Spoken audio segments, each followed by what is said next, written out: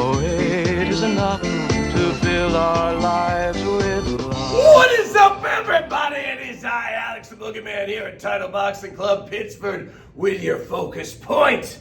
Now we've got our 8-week challenge going, as I keep saying. Operation Jumpstart, it's in its final stretch. So we're going to find a new way to push ourselves a little bit harder this week. And we're even going to go back to something we did a couple of years ago, changing the structure of our class a little bit. So at the very end of our 10 rounds, instead of doing the 7 minutes of core, we're going to do what we call an 8-minute finisher. And what this is, don't worry, we will do some core work in that 8-minute finisher, so you won't skip core entirely again for a week. But the idea is to beat yourself, to challenge yourself. It's going to be 8 1-minute intervals. So the first interval is going to be punching. Let's say it's just jab crosses.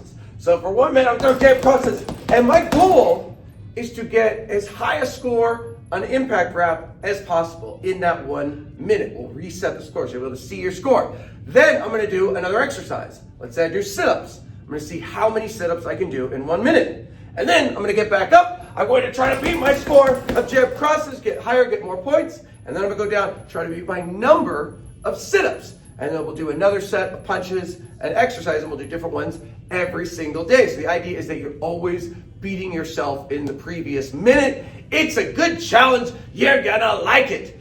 Now, for our focus point, in terms of what we'll think about during our boxing rounds, we're gonna go back to something we did a couple weeks ago, which was avoiding stopping, right? So if I'm throwing a combo, I don't wanna go, oh man, I'm tired of stopping. No, instead, right? I'm staying in my fighting stance, I'm keeping my guard up, staying active, staying focused. Now, there's another part to that too, which is, and I want you to not stop no matter what, forever, for the rest of your life. Just because it's not the focus point doesn't mean we stop doing it. But I also want you to think about not pausing as well. And we see this a lot. And it's very natural, I understand, because we're changing combinations, you're throwing lots of combinations, some of them are very long.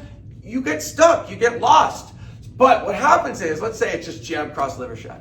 But someone's like, jab, cross, liver shot? Is that right? I'm not sure. Don't do that anymore. Be confident. Let's say it's jab, cross, and you don't know what it is. Maybe I said liver, maybe you thought you heard something else. So just throw something. I don't care what. Throw something. Throw it hard. Throw it with confidence. We'll repeat the combo. So you might say, you're throwing a jab, cross, hook. And then you hear me say liver. Oh, jab, cross, liver. Okay, yeah, no problem. Or you just keep throwing jab, cross, hook. It's not the end of the world. There's no penalty in throwing wrong, but I don't want you to stop and pause. Now we see this especially on rolls, on defense. So it's jab, cross, liver shot, roll. Uh-oh, what? What do I do? What do I do? Hook. Don't do that either. Throw something. And the nice thing is, if you roll, whatever side I roll to, that's the side I'm going to throw. So my options are, I could throw a hook, I could throw a liver shot, I could throw an uppercut, I could throw a left hook body, I can even throw a jab. But it has to be on my left side. So if you go jab, cross, liver shot, roll, and you're not sure, just throw something. Throw something hard on the side you roll to. If it's the right side, same thing, right? Don't roll, and then it's almost like when people do the roll, it kind of resets the brain. You're like, uh-oh, I forgot what to do. Just throw something. Just throw something and be confident. Now, not only does pausing, of course, it slows down your workout, but it has another effect too. Once you start to second guess yourself, and we've been doing this for 8 years, seeing thousands of people, I've seen the way the brain works.